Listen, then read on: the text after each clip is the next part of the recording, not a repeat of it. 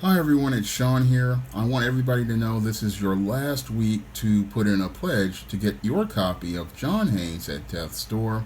The Kickstarter will be ending on Saturday, August 6th. So if you want to pick up a copy of John Haynes at Death's Door in paper or digital format, click the link in the description box and put in your pledge for Kickstarter right now, because this is the last week you will have a chance to pick up your copy of John Haynes at Death's Door. And we have already broken past the second stretch goal, so everybody who has put in a pledge for a paper copy will be getting a John Haynes sticker, and this is your last opportunity to pick up your copy of John Haynes at Death's Door and all of the awesome stretch goal rewards. I want to thank everybody who has put in a pledge for John Haynes at Death's Door, and I'm hoping you'll be there with all of us once we reach the finish line on this Kickstarter for this first John Haynes comic. One day, an arbitrator for the NFL issued a 6-game suspension for Cleveland Browns quarterback Deshaun Watson. Now, according to this arbitrator, your Deshaun Watson was found guilty of violating the league's personal conduct policy by engaging in a sexual assault, engaging in conduct that poses a genuine danger and safety to the well-being of another person, and engaging in conduct that undermines and puts at risk the integrity of the NFL.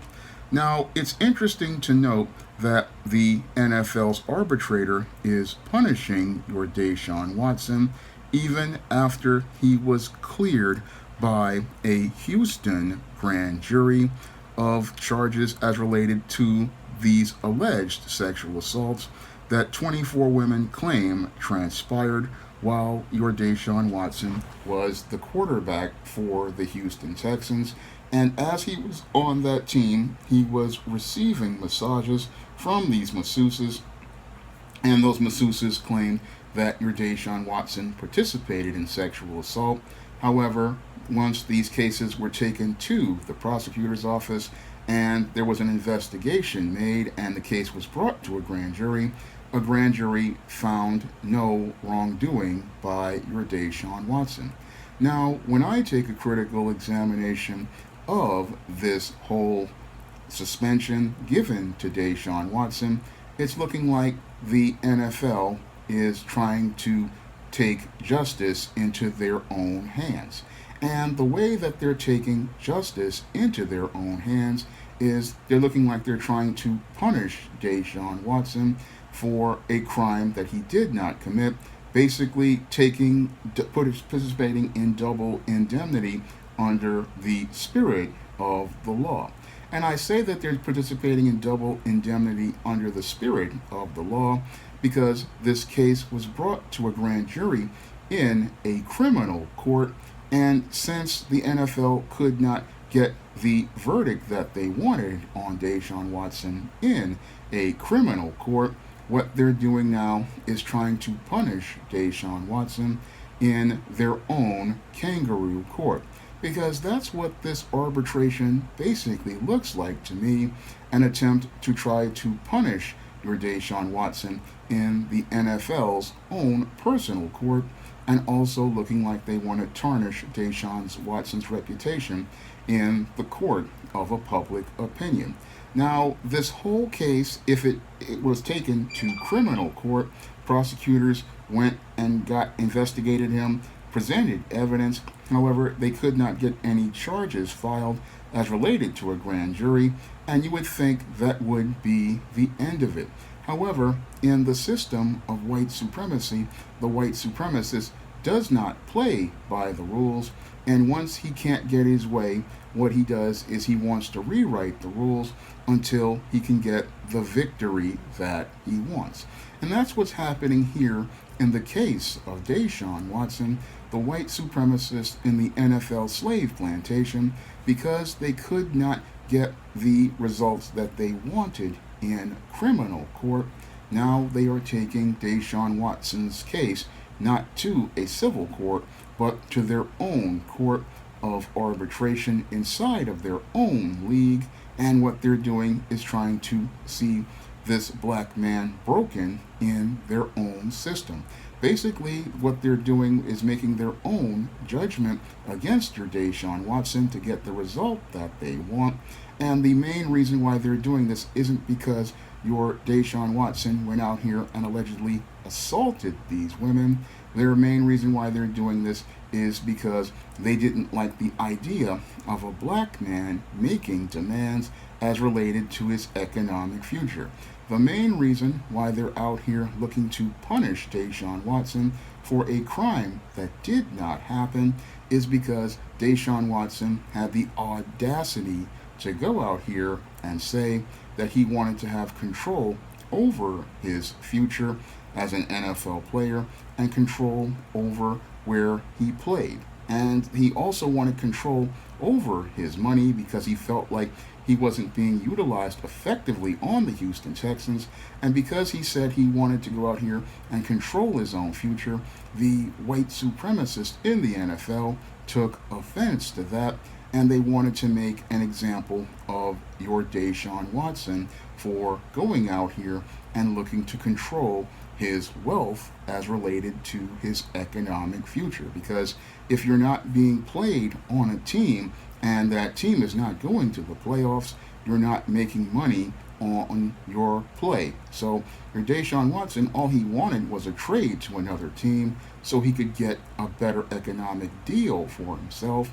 And because he wanted to get a better economic deal for himself, what the NFL wanted to do, I believe, was punish him for going out here and thinking about his economic future. Because on the NFL slave plantation, the only person who's supposed to think about money are the owners, and the only people who are supposed to think about the future of the players are the owners. If you have the audacity to start thinking about getting a trade like a Colin Kaepernick or a Deshaun Watson, the NFL will go out of its way to punish you, and that's exactly what they did here. Now, I find it interesting that the NFL is convicting Deshaun Watson of sexual assault as part of violating their policy, because this is similar to what they did to Bill Cosby.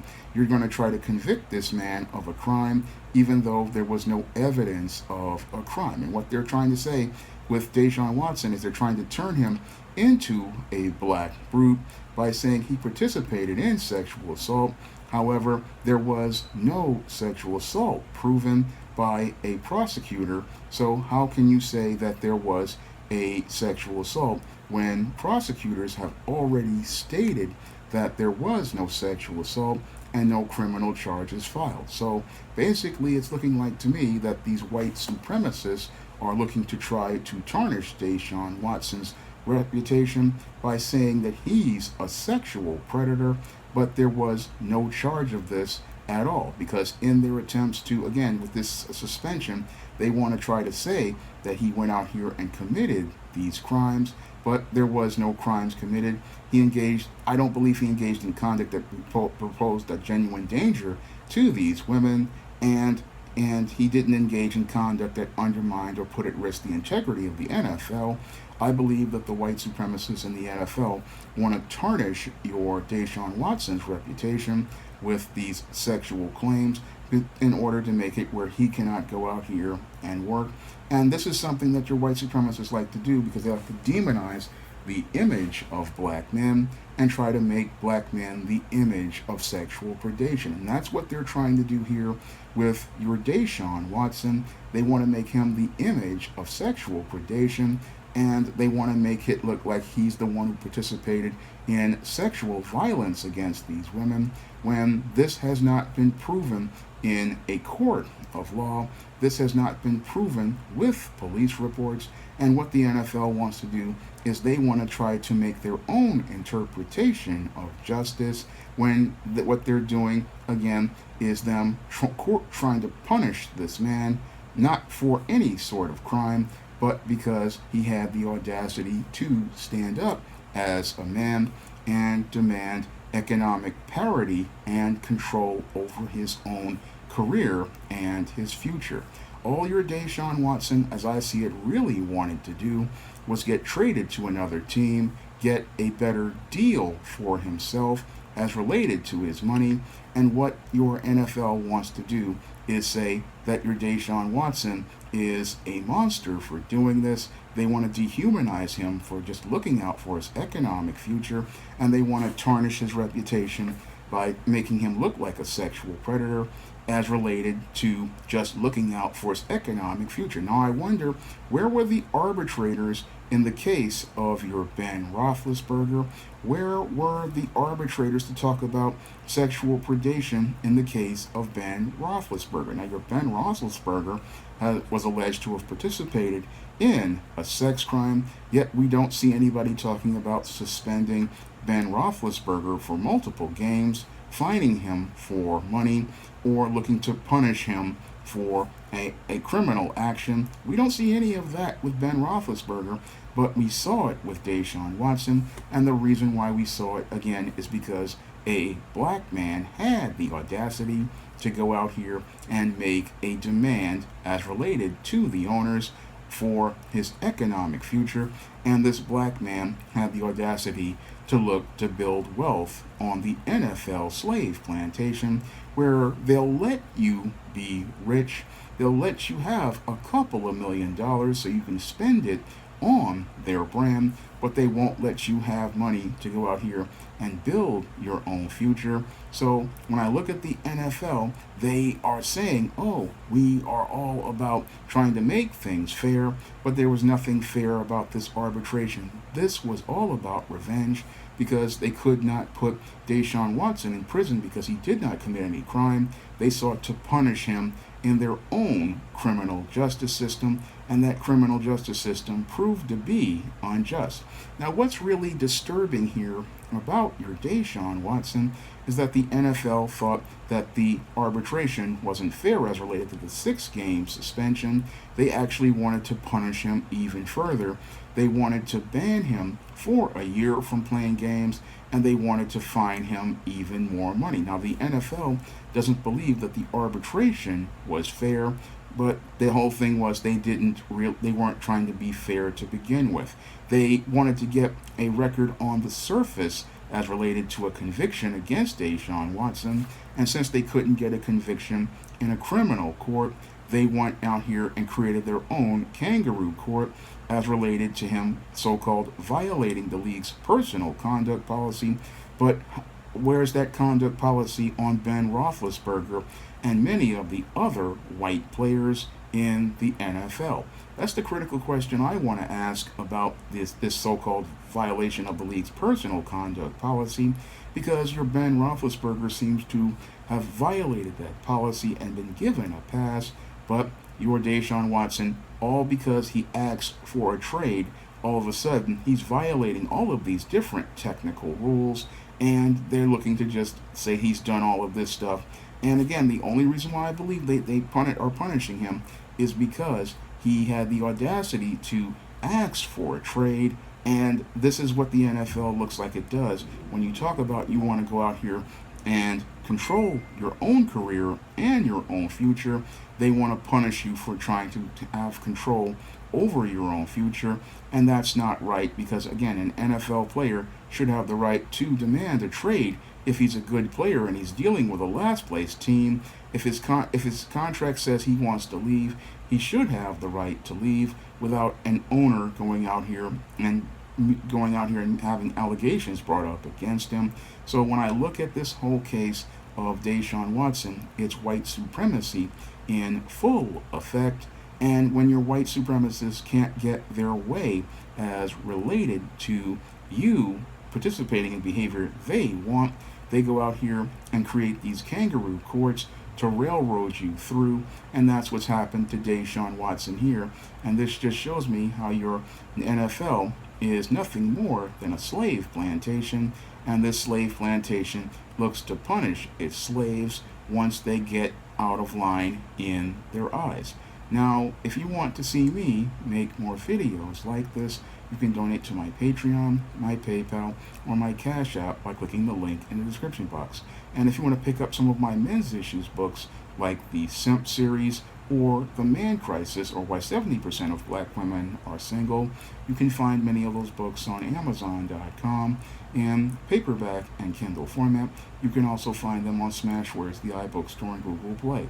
That's all I have to say for this video. You can comment, rate, and subscribe. Now available in paperback and e-readers, The Temptation of John Haynes. Give in to temptation and pick up this action-packed African-American paranormal romance.